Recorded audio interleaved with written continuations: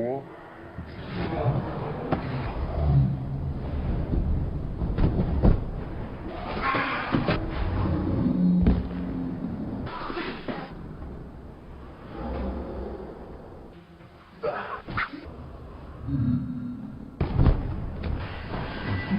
right, that's too much action. We gotta go, go, go!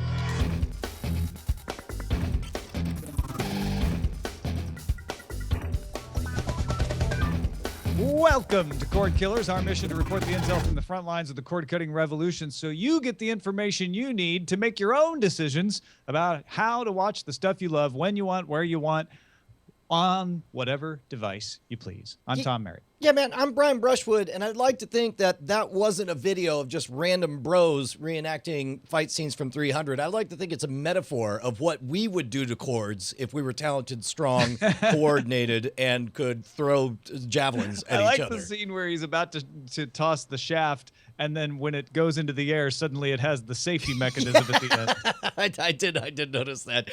Good work on that. That thing blew up Reddit today. But that's lots smaller news than our special guest, Tom. Yeah, we've got Dana Brunetti, film and TV producer. You might know him as a producer behind House of Cards, 50 Shades of Grey. It's great to have him back on the show. How's it going, Dana? It's going well. It's good to see you guys again. Yeah, always enjoy your tweets. Real quick, it's at Dana Brunetti on Twitter. It's fun. I like that you're so active and just, I don't know, telling stories from life on the road and stuff. Yeah, I tell a lot. I get myself in a little bit of trouble. I actually was quoted in USA Today for admitting to drunk tweeting, which I do a little too often. I don't know what you're talking about. I get a little chatty myself. He who is without sin will cast the first retweet. Well, let's not waste any time. Let's get right into the primary target here.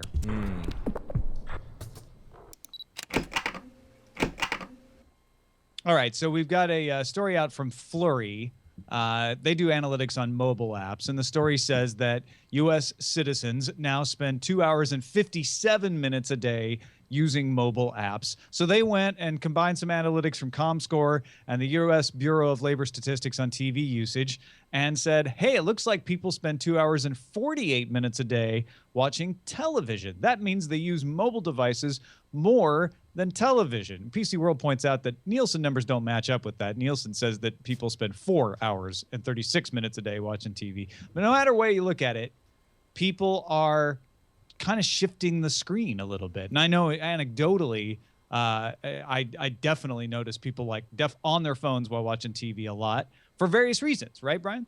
Well, yes. For example, if it wouldn't have been rude, I would have pulled out my phone in the middle of watching Hunger Games last night and started to tweet while that would have been multiple screen usage at once. But I think what's interesting about this is, number one, man, oh man, is television viewing still flat? Like, it just doesn't change. It's culturally built in. But we're discovering. And the story that we want to make this into is we're leaving the big screen for the smaller screen.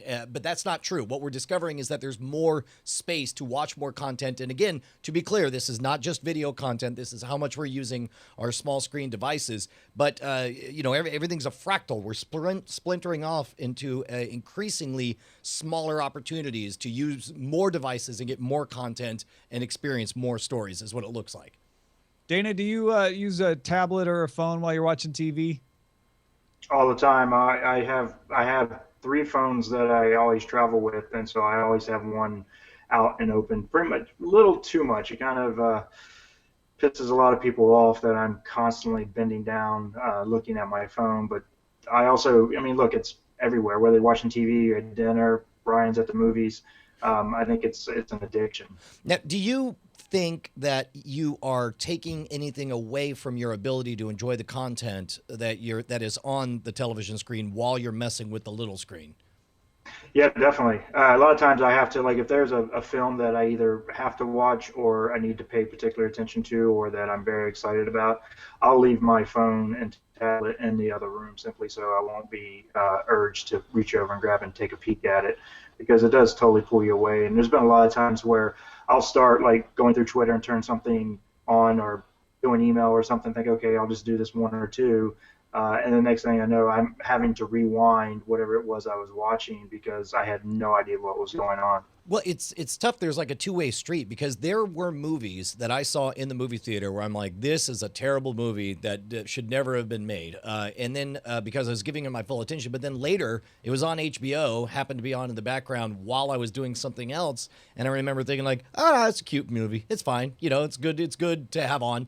I wonder if that's a two-way street where it's like on the one hand you're not giving your full attention to it, but on the other hand it makes other fare much more palatable because you are juggling multiple things at once. Well, that could be said. It doesn't necessarily have to be a second screen. You could be in the background just doing, cleaning out your garage, and have something on in the background and think that something is, not that bad. But if you're supposed to be focusing on it, or the intention of the creator is for you to focus solely on it, then if he's not keeping you pulled in, then they haven't done their job. Well, and I guess there's a little bit of that happening in a microcosm right now, even as we do the show. If you watch live, we, of course, on the video, we have the chat down below, and people are pointing out that they'll pull out their mobile devices to have IRC open so they can kind of chat and get this sense of watching along with someone else. Yeah, I think PC World put a headline on this, that this is now, TV being threatened by the mobile screen, but I don't think that. I think what this shows is that people are finding a supplementary use. They're putting their mobile device into the experience. But even if you're cutting the cord, I don't think you're necessarily watching less on the big screen. You're just choosing what goes up there and what's down on the smaller screen. Yeah, totally. But I also think it's a great opportunity too for particular shows, not every show, but like a show like Game of Thrones, to have a second screen where I can say, okay, who's that? And she's the sister of him, and they're sleeping together, and what world and family are they from? So you could have something that ties it all together. I think we're going to start to see more and more of that for complex shows like Game of Thrones, and also shows like American Idol, or the reality type TV shows where the live the event. users. Yeah, live event appointment viewing. Of course, you want to be there for the Snark Fest during the Emmy red carpet ceremony or whatever. I totally agree with that. I guess there's also interesting opportunities. When we did Hacking the System specials earlier this year, it was cool to host what we called a viewing party, because essentially we gave director's commentary.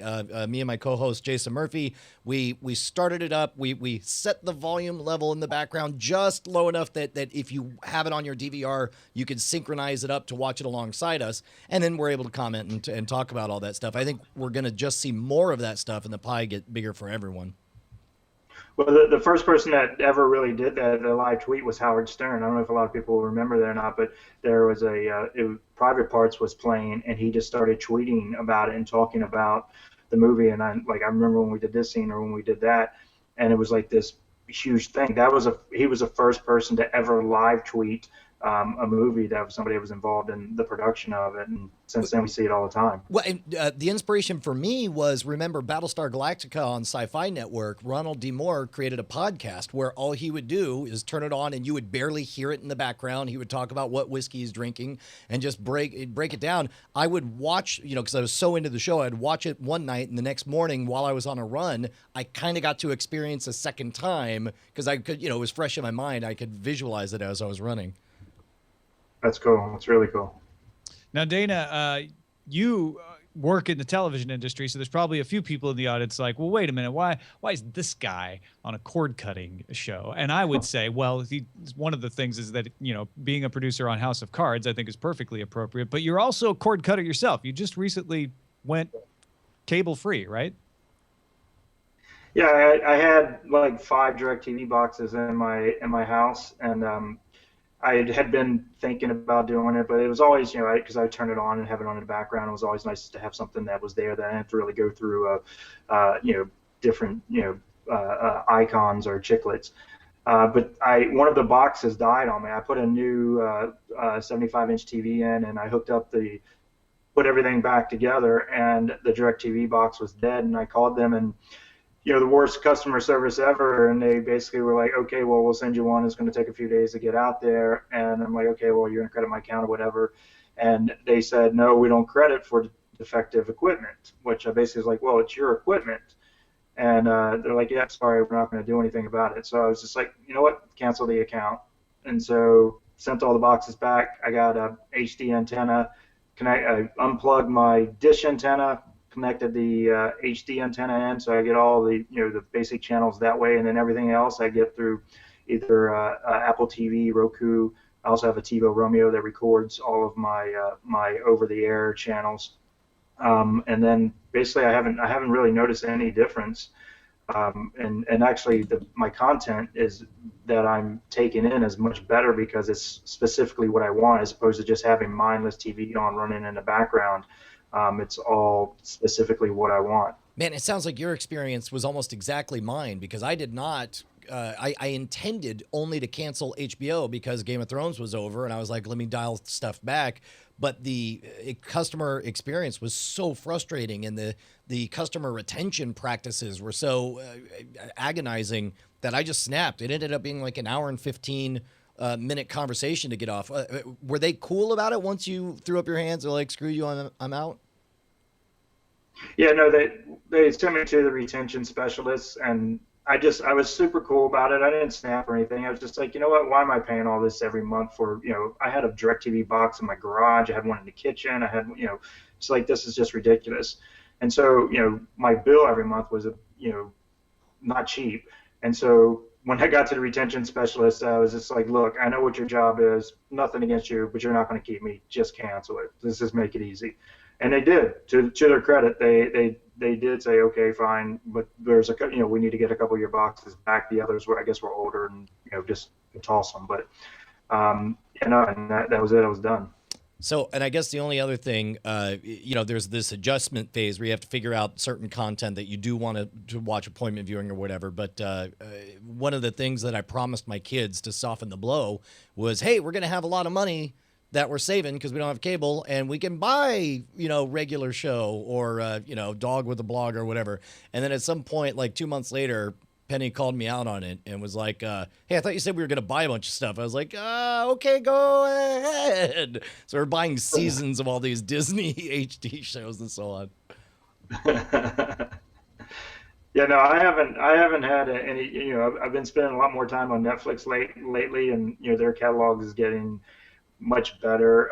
Amazon Prime, I've been using that a lot for a lot of the different series, like Peaky Blinders. I just got into recently. Lilyhammer, the third episode of that just kicked off. House of Cards is coming back in February.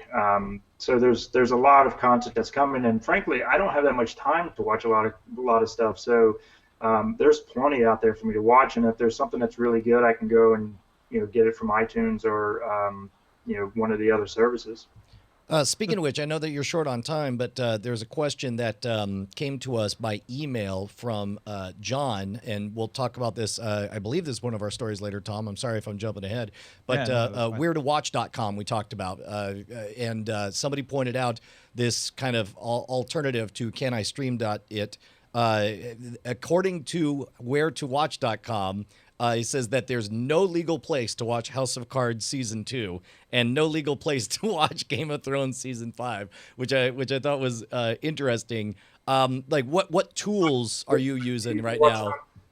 You can watch it on Netflix. Well, this is the problem, right? Is that, well, here, I'll go ahead and read the whole, there were two emails we got. One was from John and the other was from Rob. Rob said, hey, Tom and Brian, love the show. Just wanted to let your audience know that the MPAA's new wheretowatch.com website doesn't discriminate between online and offline content. He got super excited when he found Chips. He says, don't judge me. But then saw it was available on Netflix, but it turns out that it was DVD only and not in there. So while the MPAA is taking a step in the right direction, so far he feels like the site isn't a replacement to Can I Stream It? Yeah, they're supposed to have Netflix in there, but I just did the search too, and it doesn't list Netflix as a source for House of Cards, which is odd. Yeah, you can also get it on DVD.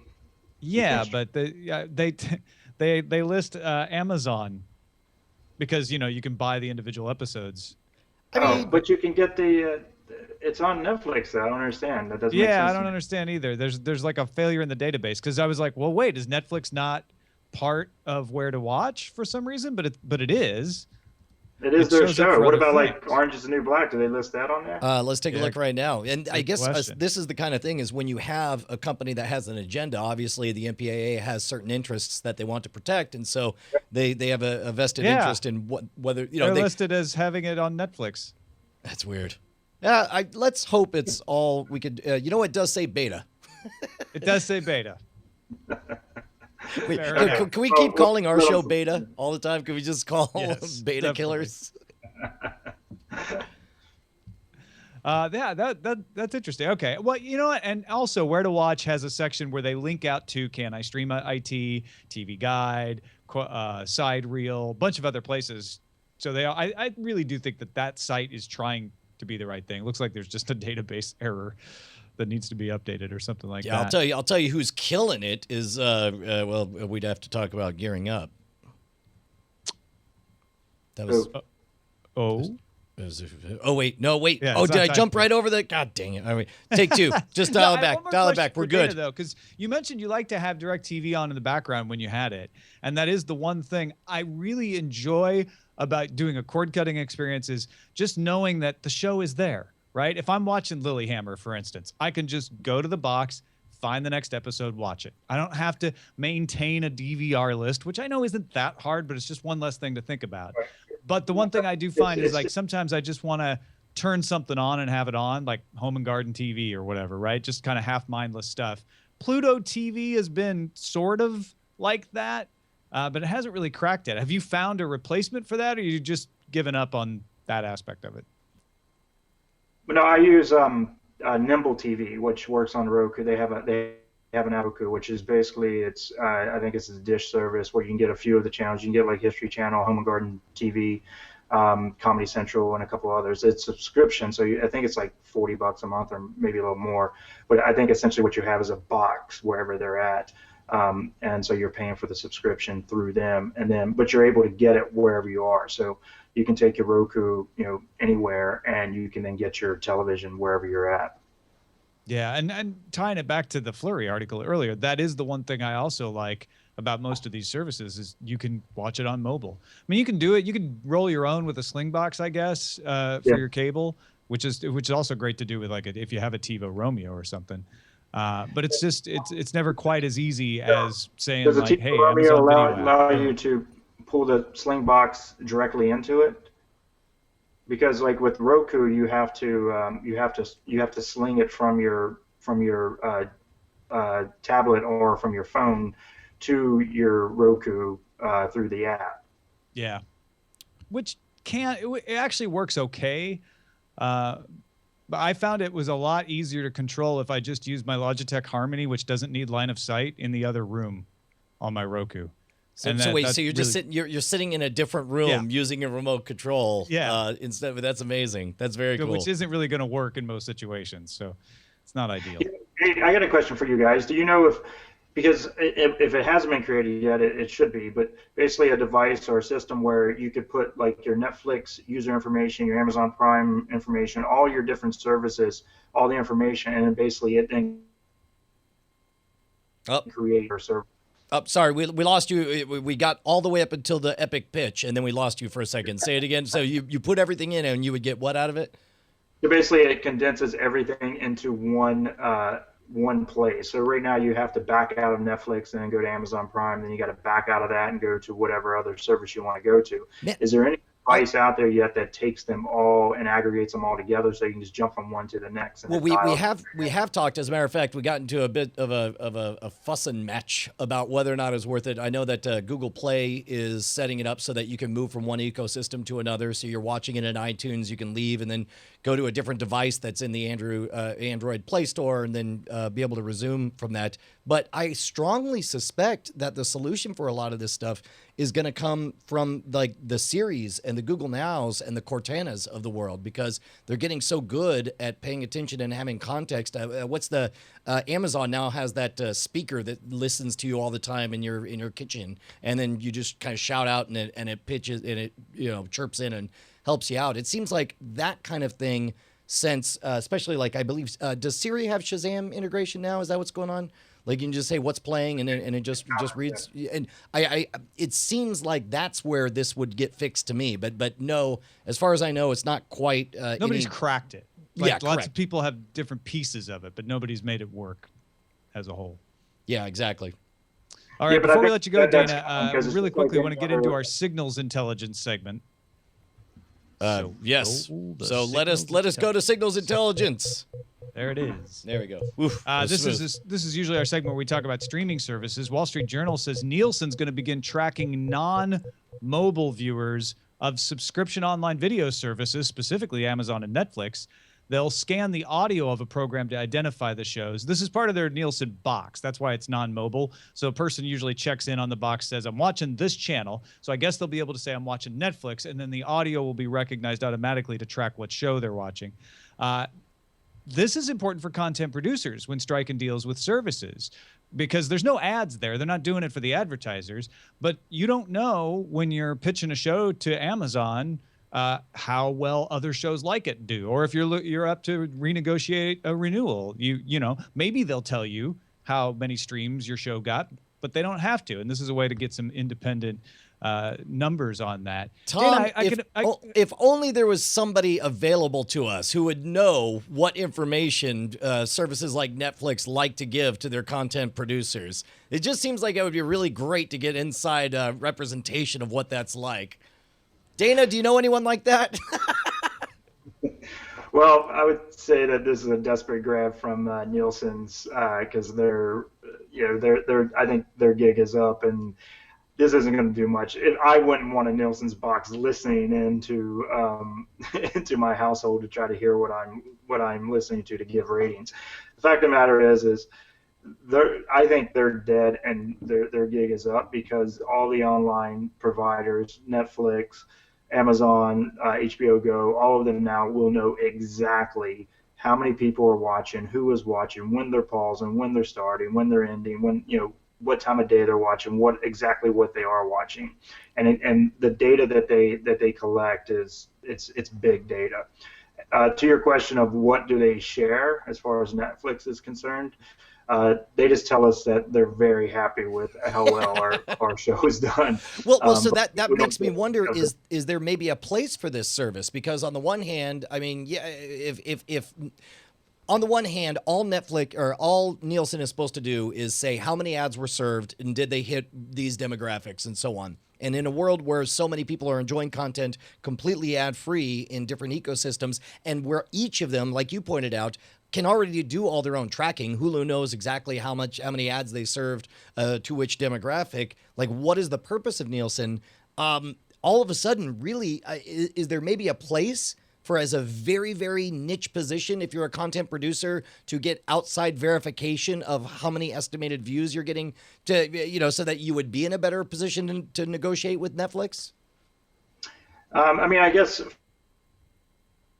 try to utilize it that way. But if your show is doing well, you generally know if it's doing well. Like, we didn't know our numbers, and we went in and were able to renegotiate because we just knew that it was successful and people enjoyed it and they liked it.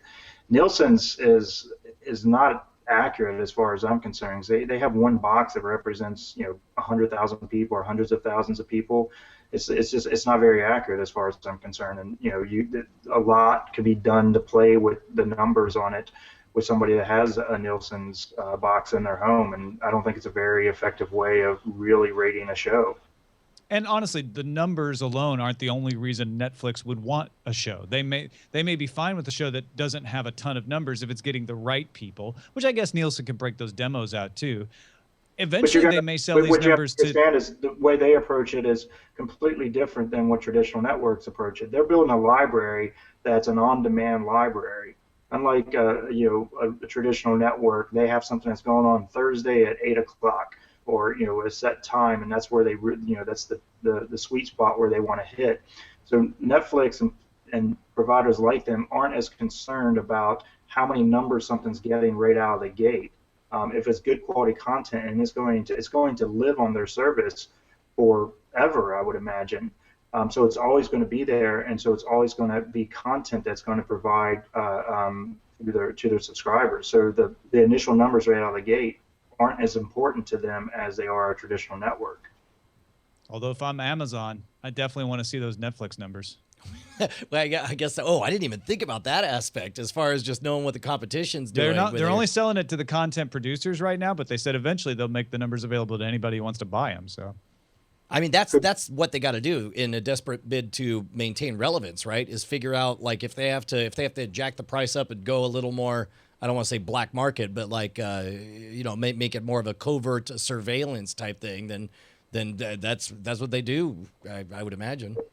But to what end though? What's the point of who cares what the numbers are? Well, if you're Amazon or Voodoo or whatever, and we're now in this age where, and by the way, I'm making all of this up. So if it sounds like I know something, I definitely don't. But I would imagine all of those content players want to know what the other people are playing close to their vest. And if Nielsen has the technology already to have a box that keeps track and knows what people are watching all the time, and now all of a sudden the value of that technology is much, much lower because instead of having 10,000 different advertisers asking for specific numbers, now all of a sudden you got like 6 major content providers all wanting to know what the other one is doing. Seems like I don't know. It seems like they could go and be a little more.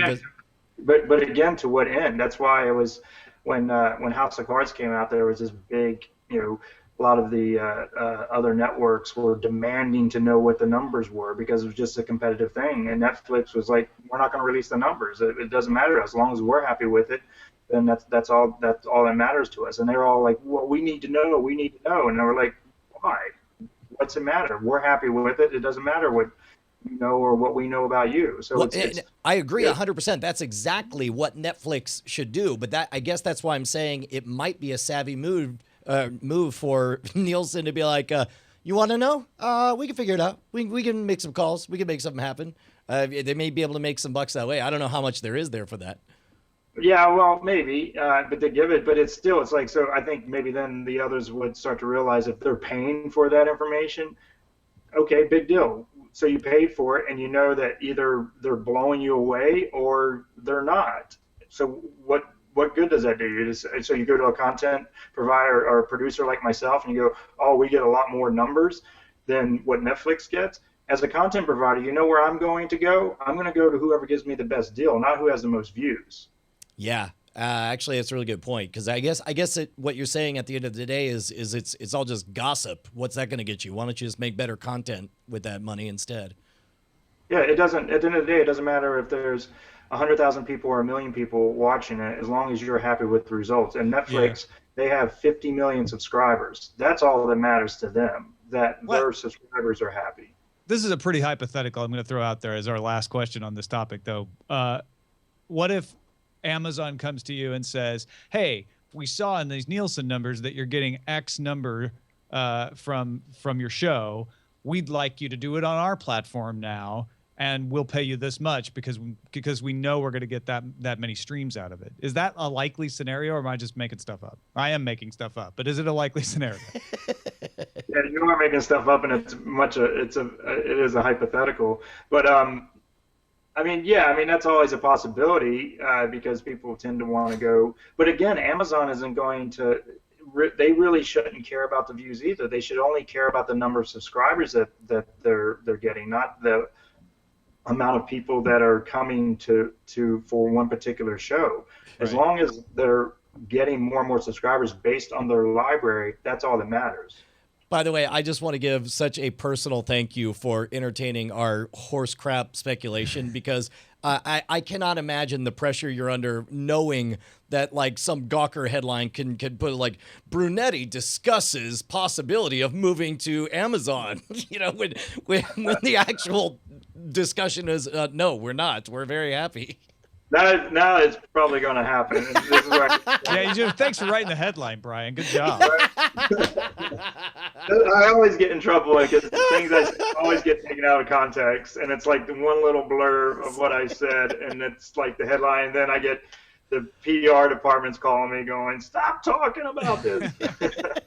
Well, man, I sincerely hope we don't get you in any trouble. And we really appreciate you taking the time to chat with us. We really, really love talking to you, man. Same here. I appreciate it, guys. Good seeing you again. Yeah, absolutely, man. Glad to have you back. We'll see you again soon. All right, guys. Take care. All right. Take care. Folks, go follow Dana on Twitter, twitter.com/Dana Brunetti. Is it underscore? Dana? No, just all one word. Just all one word. DANABRU. 1 and 2 T's. There you go. And what I like about him, and I don't know, you always feel weird critiquing someone else's tweet style right to his face, but he's a straight shooter. It's like there's a lot of in this. I don't know if you know about this, Tom, but in this entertainment business, there's a lot of coy talk and people dancing around things, and it's refreshing to get someone like Dana who just speaks frankly. Oh, you mean like they vamp you? I saw that on I Love Lucy once. They vamp you? What is that called? It's Hollywood vixens. They come in. I don't know what that It's the Tennessee Ernie Ford episode of I Love Lucy. I can't imagine you're not getting this reference. I gather there used to be a show called I Love Lucy. You're not a 70-year-old man. Never mind. Hey, man, you know who probably is a 70-year-old man somewhere out there is one of our nearly 2,000 bosses over at patreon.com/Cordkillers. By the way, I sent out, man, it's so weird because a bunch of people had let their credit cards lapse. And so I sent a little note like, hey, guys, fix your credit cards. Just otherwise, we can't, it's over-reporting the number of bosses and we're not getting we paid. care about the actual number in this particular case, yeah. I mean, yeah, exactly. And so I today I went to purge. There was like 50 of them that were had declined credit cards, and I couldn't do it. Instead, I sent like a second reminder, like, "Hey guys, just please fix that credit card." Just let you know. I mean, and if you want to fix it, I'm using air quotes by canceling. That's fine too. Actually, I mean, if you're like, no, I just can't afford it. We'd rather you do that. Exactly. Just don't make me kick you because it's really hard for me. I don't want to fire a boss, but we do want to thank the nearly 2,000 of you guys who are kicking us a little bit of cash, keeping the show independent, and we're able to get people like Dana on the show. You just saw one of the benefits of going independent when he knows that we don't have an axe to grind, that we're not beholden to any kind of advertiser or any kind of network that's going to insist that we do a Hulu Plus ad that might make things weird with his relationship with Netflix. All of that is because of you guys. We can't thank you enough. Patreon.com/Cordkillers. Shall we gear up finally? Yeah, finally. Sorry, I jumped ahead on that one. That's all right. So this is the section about the gear you use, and we're actually doing a software that runs on the gear, Plex. I think this belongs in Gear Up because you pretty much run Plex to take advantage of the gear. It's not a streaming service itself, but they've added some updates to the Plex software, and we know a ton of you guys use Plex out there. Plex Home is what they're calling it. It allows for profiles to be protected with pins now. So you can do some effective parental controls on here. You can put a pin on a profile for your kids and say, okay, lock this down, only let them access these folders or these streaming services or these channels. It also adds fast user switching. So it's really easy to go from one profile to another now. Some more fine-grained controls. You can like even go down to the level of individual photos to share with parents, certain albums with friends if you want a wider selection. All home members get access to the Plex Pass apps, like the Roku app. So if you pay for Plex Pass, you don't have to be like, oh, right, I gave little Johnny a profile, but he can't access the app on the Roku now. Well, now you can. And multi-user now available without the Plex Pass. So if you're not paying, you get advantage of these multiple profiles now. Did you already sign up for a Plex account? I do not. No, I do not use Plex. What's funny is I didn't have a chance to do it before we went live, but I was reading the blog post that he has, and there's something about the tone they take that I just really dig. I mean, it sounds like they're positioning themselves. Some of the advantages is that you're able to share your personal media or legitimate copies of your stuff to make it easier. Basically, I think of most of the stuff we've seen, these guys have one of the best shots of making it easier to, number one, collect your content, access your content, but more importantly, to share your content. But I loved this paragraph right here in the blog. It says, with all this power, however, comes great responsibility. Quote, I don't think my kid is ready for the old ultra violence. How can I stop him from finding a Clockwork Orange, you asked. Quote, my husband is allergic to Daleks, you exclaimed. Quote, please, Plex, give me a place to stash my goat porn, you bleated.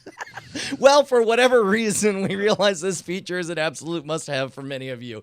I like it. It sounds like I love that the goat porn was not used as the example of what to keep away from the kids. It was, in fact, Clockwork Orange. Exactly. I'll tell you what. I think I'm going to take the Plex challenge. I'll go ahead and subscribe. We'll take a little bit of that Patreon cash. I'll go ahead and sign up. And oh yeah, it's a great idea. If totally this makes it finally easy, because again, my barrier to entry on anything is like if it takes more than 3 minutes of my time, I'm just like, and I won't do it. But maybe this will solve all that for me. Yeah, and this is one of those things where it's probably going to take a little more than 3 minutes to get set up, but you're going to save so much time on the other end. At least that's what enthusiasts argue, because you'll be able to access things so much more easy. And I'll tell you what, man, you go to the Plex website does a really good job of just breaking down all the platforms that they're friendly with. You know, Windows, Apple, Android, Amazon Fire TV, Chromecast, Roku, Samsung Smart TV, Vizio, LG. I mean, they're doing it right. They're hustling to bring you what you want when you want on whatever damn device you please. Yeah. All right.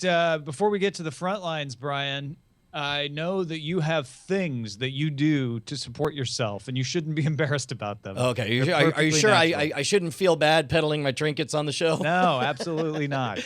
Yeah, one of the ways that you can support us, and Tom writes some books and has content from Sword and Laser and stuff. I have a little shop called scamstuff.com, which I don't know if I've told you. This is our biggest week of the year because we have a lot of gifts. If you got somebody that's hard to shop for, we're trying to assemble kind of a Think Geek, a Woot.com related to magic and trickery. We got stuff like literally the world's hottest candy. It's like a watermelon flavored candy made with ghost peppers that's on there.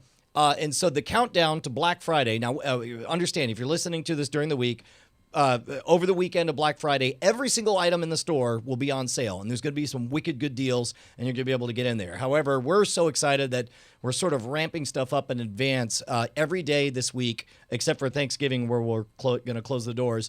We're doing a really good bargain. For example, today it's a set of bump keys that are normally $30 or only $9.99.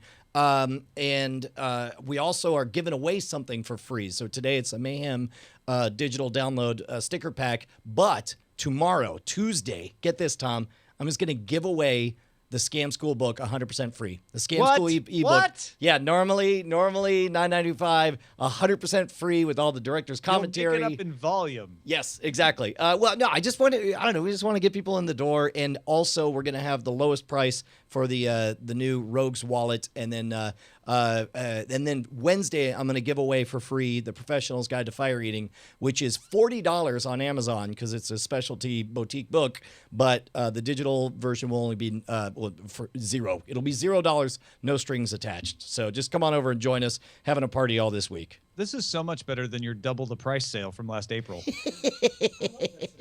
What I loved about that April Fool's joke is the people who missed it. They're like, "This doesn't seem like a good deal, guys." I seem to be losing money in this deal, yeah. Brian. Maybe by Black Friday you'll have figured it out, and he has. Thank you. All right, let's move on into the front lines. Front lines. 60 seconds. Another report this time from the New York Post says Amazon's going to come out with a free ad-supported version of their streaming video service. Wall Street Journal reported the same thing in March. Amazon denied it, although they did launch first episodes free supported by ads in June. I'm going to say something highly counterintuitive that I never thought I would say. You know, we kind of derided, I say we, I mean me, kind of derided the way Amazon Prime is you purchase a shipping service and you get free video content to go along with it. Always struck me as kind of dumb and crazy, but as they continue to succeed, I'm a bigger fan of it. And I kind of am sad to see them move into the direction of Hulu, which is a service that I like far, far less. Is smart move, do you think, or not? We'll see if they do it. There's problems with doing it in some ways because you might undermine the attractiveness of becoming Prime. But I actually think I'm like you. I think it's smart because it's like, oh, remove the ads when you become a member of Prime, which has lots of other reasons to become a member of Prime too. Yeah, so it essentially becomes like annoyware. More people will watch Amazon Video this way. Did you hear a little? There's a movie that came out a little while ago called Star Wars. Apparently, they're making a new one. I don't know if you know that. Star Wars Episode 7 Awakens. The Force Awakens. And trailer comes out this week. Now, understand we all went through the prequels experience, and I sat through Meet Joe Black. Probably should have watched The Waterboy instead, because that was the other place you could catch the trailer. This is interesting. 30 cinemas, so not all the cinemas, although I guess it premieres worldwide on Monday. So you have to find a cinema that's near you, but then it's all the movies, no matter which theater you go to. I don't know. I can't. Did they just not want to pick a winner? I'm too guarded. I mean, who knows what kind of backdoor deals? Apparently, it was like an accidental tweet from Regal Cinema that jumped the gun, and J.J. Abrams had to fix it. But I don't know if I'll see it. Aereo filed for Chapter 11 bankruptcy on Thursday. Pouring a little out. Oh, there it is. Yeah, Zach sent me over. Post-bankruptcy plan will need to be approved by a judge and its creditors. And because of copyright lawsuits that are pending, the big broadcasters in the United States are among the listed creditors. So this is the tone of the blog post was pretty much we're out of here. This is a huge tragedy, man, because you had I'm going to take an extension in advance here with Aereo. We're gonna eulogize. We're not here to praise Chet Kanoja, but to bury his company. They did everything right. They were the last best hope. They obeyed the law. Now you could call it circumventing the law, but if you catch me going 54 miles an hour, you don't pull me over to say, "Ha, don't think we don't know what you're doing, Brushwood. You're trying to circumvent going fast by staying within the speed limit." It's like they did everything right. They played by the rules. They had the money to fight this thing properly, but at the end of the day, apparently obeying the law wasn't good enough. Well, the Supreme Court disagrees with you. They say this was not following the law. What do they know? Yeah, what do they know? Yeah. I mean, I guess does this we mean are all honorable men, Brian? does this mean like we'll never get it? I mean, is this? This means we're gonna get CBS doing their app, ABC doing their app. Like, yeah, it means actually what it means is we're gonna have to wait for the FCC to say it's okay to negotiate these things as an MVPD, and then we're gonna get it from Sony, we're gonna get it from Verizon, we're just not gonna get it from Aereo. Yeah. By the way, I'm gonna take another sub extension here because Beatmaster in the chat, and I believe he said this before, accused Aereo of lying about the antennas, saying that I believe there was some technical specification given the wavelengths of the signals that we're sending. A dime-sized antenna by itself would be insufficient to capture it. So what really was happening was by having an array of dime-sized antennas, you effectively had a giant 6-foot antenna that you were sending everything out to. And that may be the case, but as I understand it, none of that was argued in the Supreme Court case. There are arguments both ways saying, yeah, there's a little bit of resonance, but it still is an individual antenna. There are people saying, yeah, but you can't discount that resonance, so it really is a big antenna. The legal decision did not hinge upon that fact. So that fact we'll never know who's right. And I guess that's the part that bums me out is they said, yes, even if everything you're saying is true, it effectively is like you're reselling, even though you're obeying the law. So forget it, and threw it out. I'm going to put too fine a point on it right now. What they said was, you are breaking the law, even though your reasoning is that this is happening. In substance, you're breaking the law. Yeah. All right. Fair enough. Yeah. Hey, man, Microsoft confirmed Thursday that the HBO Go app is now on Xbox One. It's supposed to have come launch a year ago. It's still not on the PS4. I didn't know that the Xbox One was behind the times on this. I just figured since it's on my 360. I saw this headline. I was like, I could have swore it had Xbox. I could have sworn it had HBO Go, and it just didn't work for me. And I looked back. At launch, they said an Xbox One comes with HBO Go. Not launched yet. And it's been a year that it was not launched yet. Now it's launched. You could get it. It actually works for DirecTV. I checked that this morning. So you may have better luck using it if you already have an Xbox. I think it might be time. I know there are jokes about me buying an Xbox One the day it comes out, but I think it's time for me to actually buy an Xbox One this holiday season. We'll see how and they've regained the gamer ground. I've seen a couple of headlines like that. Yep. And so now that idea of like, hey, you don't have to pay for a gold subscription to get the TV apps starts to pay off, I think. Yeah, I agree. Sandvine published their latest bandwidth usage numbers for the U.S. Netflix still dominates, 34.89% of downloads in U.S. primetime come from Netflix. That's not individual streams. That's just the amount of bandwidth in total. YouTube number 2 with 14%. But Amazon Video has jumped to 2.58%, still very small, but that's up from 1.61 a year ago, and still like twice as big now, almost, as Hulu, which is at 1.41%. So what do you think the end takeaway for this is? Because again, I think Amazon is becoming a legitimate alternative to Netflix. I think Transparent helped with that. I think getting some of the HBO shows helped with that. And people are starting to turn to Amazon and go, oh, there is really good stuff to watch there now. Well, it's a little bit weird because these kind of pissing contests always mattered on network television because they were fighting over advertisers. You needed to be number one so you could get the advertisers. But in this case, it's kind of like, so what? I mean, you know, we as watching this like we're sports enthusiasts think that this stuff is cool and interesting, but it really doesn't change anything. Well, what matters to Amazon and Netflix is subscriber numbers. Dana's actually absolutely right about that. I'll take the extension here. I think that what is interesting to us is that, yeah, everybody watches Netflix. We all know that. But a lot of people, even as recently as this week, I saw a crack in a story about like, and can we finally admit nobody watches Amazon? And I'm like, dude, yeah, that was true a couple of years ago. But it is not true now. People are starting to use it. I've noticed Nicole Spagnolo, who does recommendals on Wednesday morning on the morning stream, has started recommending Amazon shows quite a bit. It used to be 100% Netflix shows. Yeah, and I do like how much of how many ecosystems or devices Amazon Prime's on, because my kid watches it on her Chromebook through the web interface. She's able to buy episodes there and just add them to the watch list and then go to the Xbox and watch it over there. Although it's not on Android devices, hilariously. What? Oh, that is weird. Okay. Yeah.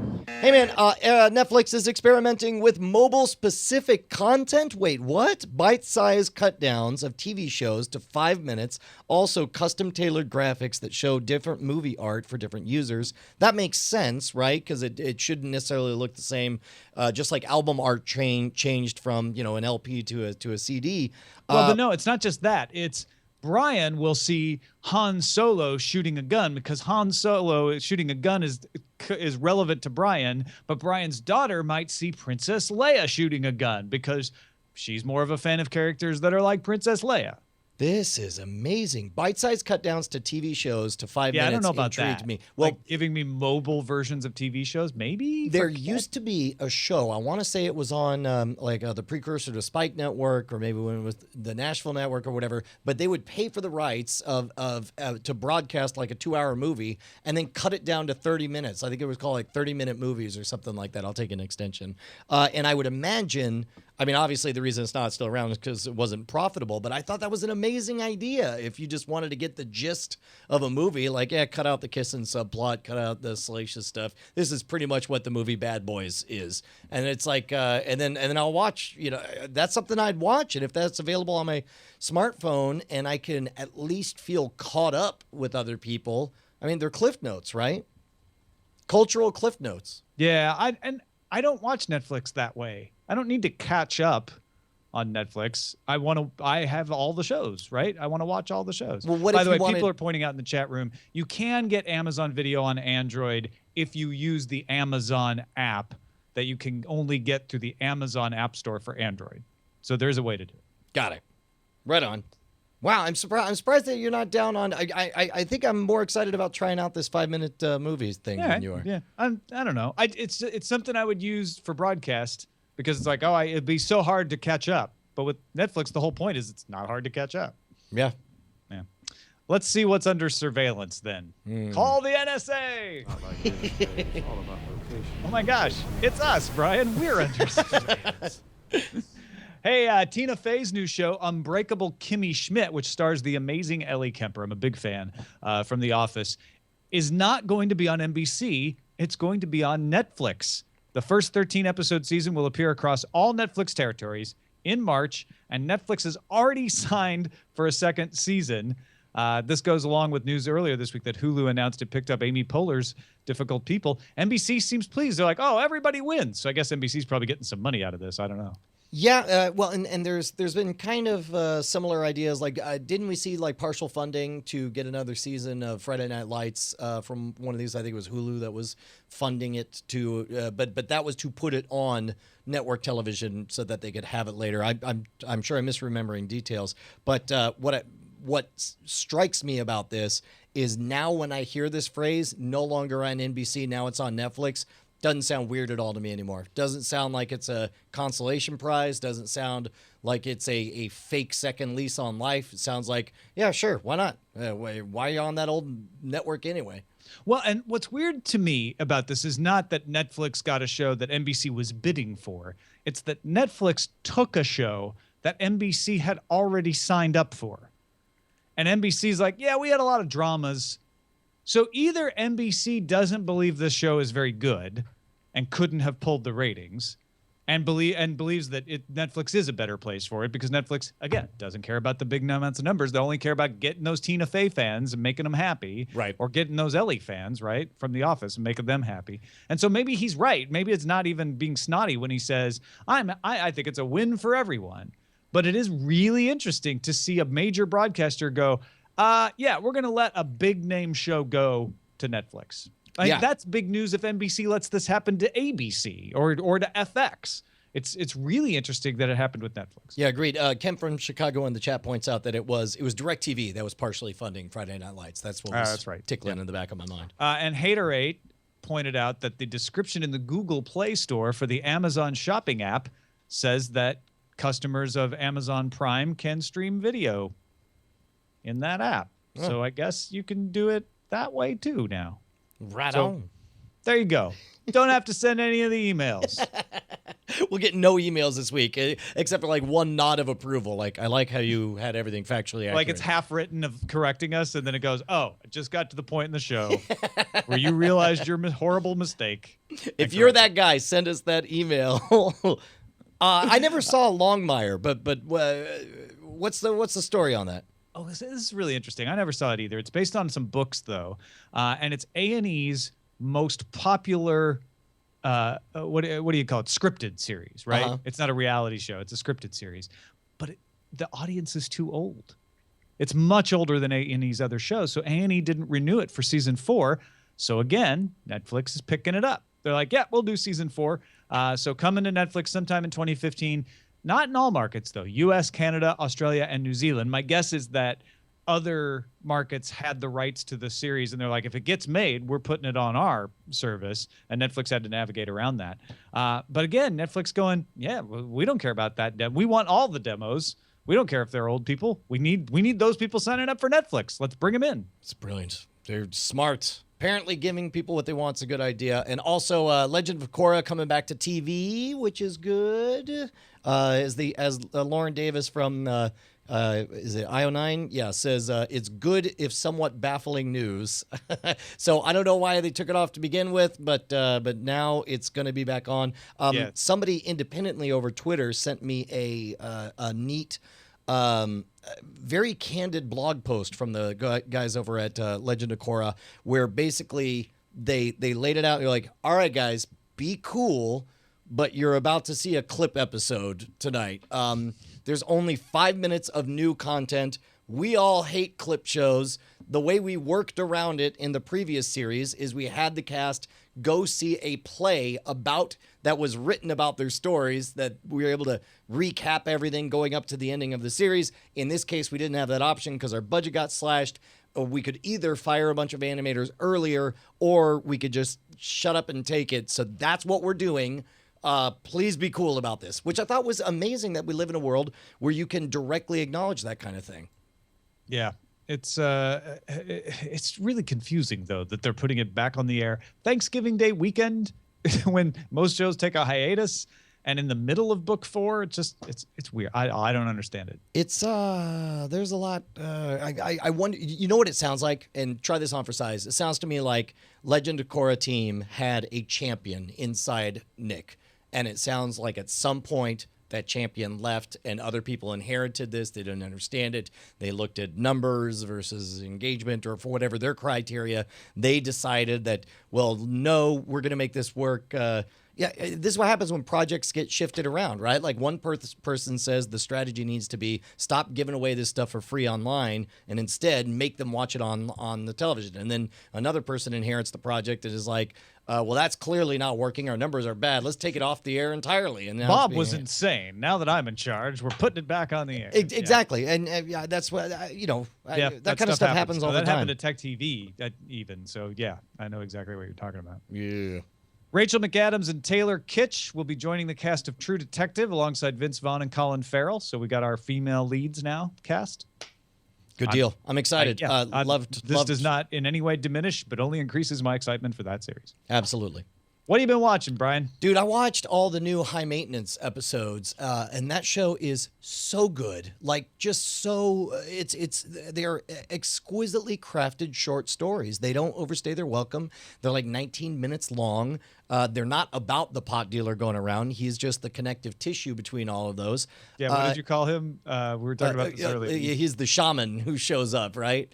And waves his magic ganja stick and then leaves. Yeah, you said that, but then you had another metaphor, and now I can't remember it. I'm sure it was very good. It was an excellent metaphor. Yeah. Just imagine the best metaphor you can think of, people. That's what it was. And I also watched Hunger Games Mockingjay Part 1, which we'll talk about in spoiler in time. I got a bit caught up in Far Cry 4 this week, so I didn't get to see more Walking Dead or Twin Peaks. Yeah, sorry, but that's all right. Look, we've been over delivering on our spoiler in time lately. We're gonna phone this one. I think we may have built up a little credit, so it's all good. Yeah, and I think you're underselling spoiler in time for Hunger Games Mockingjay Part 1. If you follow Brian on Twitter, jeez, I lack self-control. I lacked self-control. I apologize to all those who had to sit through my tirade. Although there's one of my highest, most retweeted things I ever wrote was, let me make sure I read this correctly. Everything built up in this crescendo. So this is a spoiler for what we're about to spoiler on Spoiler in Time. Was my one tweet review. Wait for it. Here it is.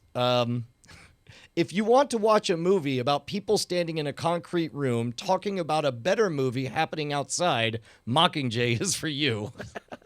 so we'll discuss this at length. That's just a little taste.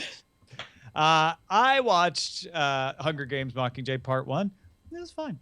But we'll talk about that too. I watched the free episodes of High Maintenance. I didn't get through all of them, but they are very much more but they very much more involve the dealer as the person who is the story, and then he's peeking in on the lives, whereas the paid season seems to be more about the people, and like you say, he's sort of the shaman who shows up and just kind of sparks the story.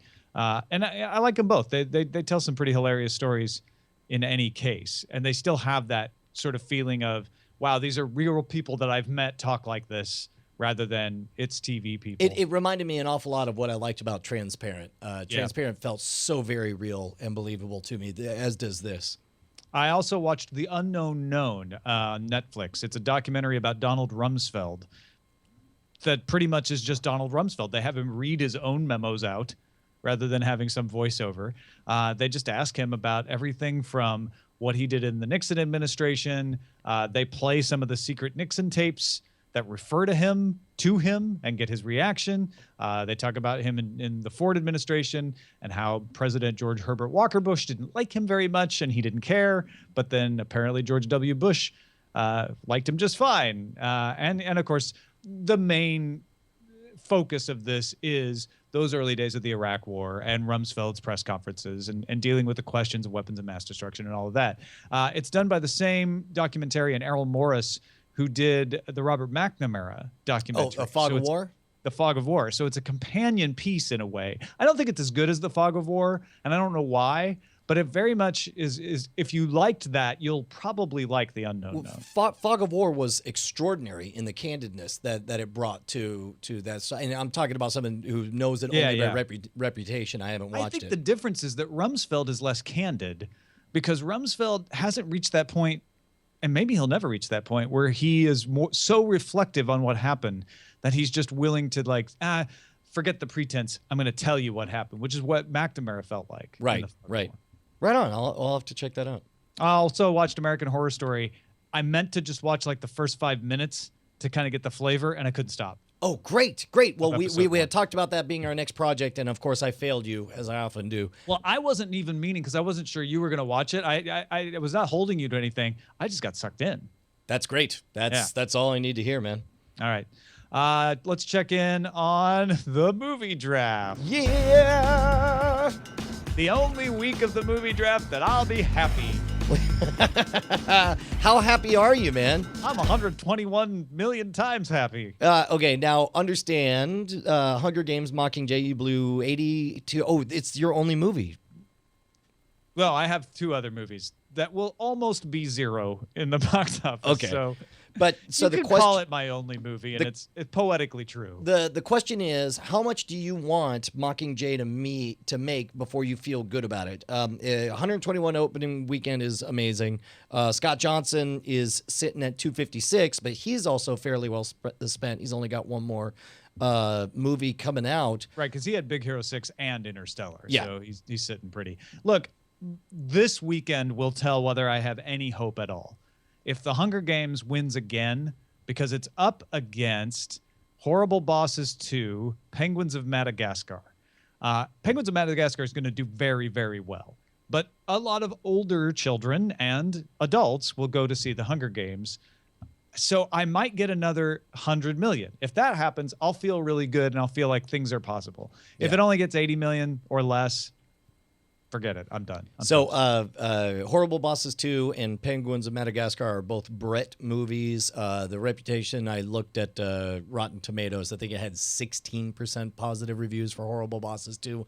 But then again, oftentimes comedies are That's a good point. Yeah. critic proof. So we'll see if that happens. Meanwhile, Dumb and Dumber 2, which I believe I spent like $12 on. Let me see if I can find it. It was one of my cheaper buys. Spent 20. 20. Okay. All right. We're not quite where I want to be with that at almost 60 million, but if that thing can hang around long enough to hit 80, I feel like I got a decent shot at this thing, and it all boils down to The Hobbit for me. I pretty much believe that Brian was trying to undermine my money when he took to Twitter yesterday. He was just convincing people. Are you calling foul play? I didn't disclose that I had an interest. I should have a disclosure. I don't own Mockingjay in the movie draft, but Tom does. No, it was very obviously an honest outpouring, not. Oh, jeez. Well, you would have been much more cagey about it if you'd been really trying to undermine. All right, we'll save it for discussion here in a bit. All right, let's get to some dispatches from the front before we go. Yeah.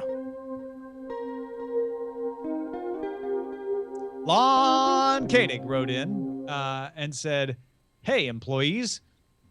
When you covered the CBS News Online initiative, I immediately installed the Roku app. Content is very traditional TV, but the presentation is pretty painless. Gives me a quick way to make sure I didn't miss any stories the masses are talking about. There are a couple of small flaws. Ads are often much louder than the content and repeat often. Not too surprising since it's new ad inventory for them to sell. But I deleted the app this morning. Apparently," and he tells a story about how his Roku got stuck playing 5 ads in a row on the CBS News app, and he had to reboot. Says, "I'm a big supporter of ad-supported free media. It drives me crazy when publishers do it wrong. I fear they will count this experiment in online as a failure and not realize the experience, not the format, is what failed." I had a vaguely similar experience that we touched on when we were talking about it, just even on the web. It's like I tuned in just in time to see ads be displayed, and so I tried to watch some other offline content that was available, and whatever. We got the emails from Rob and from John talking about their Where to Watch platform. So we're on the same page. We're just chalking this up to hopefully growing pains or that's what we talked about earlier when Dana was here, right? Agenda, yeah. Tom Mahoney writes in saying, while the same actor who plays Spike in Buffy also plays Brainiac in Smallville, that actor is James Marsters, not James Marsden. Love the show, but without careful attention to those last names starting with M, I could be confused with Tom. Thank you, Tom Merritt. Tom Mahoney, yeah. And then in regards to spoilering time for Interstellar, Anne Hathaway and Matthew McConaughey are roughly the same age as they are using the black hole for a gravity-assisted slingshot. Hathaway exclaims, "You look pretty good for 120 years old," or something along those lines. "I think we are to believe that the time dilation through the black hole is negligible, which leaves Anne Hathaway and Matthew McConaughey the same age." That doesn't solve it for me. That's still like, but she has the black hole effect, and he went back, and then he has to go with the black hole effect to go back. The timelines don't match up. Ken from Chicago solved it for me, Brian. Okay, yeah. Well, and by the way, even as you're re-explaining it now, I'm sort of like they hired a full-time physicist to make sure all this stuff works out. Yeah, so there's this got to isn't be about the physics of it. This is about counting the years. Yeah. And I'd be perfectly accept them saying like, look, we sent him to go back. We showed her the day she landed. Of course, she's going to be older when he shows up. Whatever, right? That'd be fine. Kim from Chicago says they have the stasis chambers. And so what Anne Hathaway did was she went and got in a stasis chamber. Oh, of course. So it will be 100 years later, but she'll look fresh like a spring chicken. Of course, brilliant. If you guys want to reach out to us, I read all of those usually the day of shooting, so make sure to get them in before Mondays. That's cordkillers@gmail.com, cordkillers@gmail.com. Here's a quick tip. If I don't reply, it's because I put it right in the show doc, and I intend to reply to you on the show. Otherwise, your reply will be delivered personally by Brian's lips. And, well, unless we run out of time, in which case you just never hear from us. But I know that it got read. That happens too. And was part of shaping Cordkillers.com is the place to find all the links to everything. And we are live on diamondclub.tv every Monday at 4 p.m. Pacific, 7 p.m. Eastern time. We are going to miss you, but we'll be seeing you on Spoiler in Time and at cordkillers.com. Right? We're going to start thinking about you, right? Hold on. I'm going to start thinking about all of the fans star right now.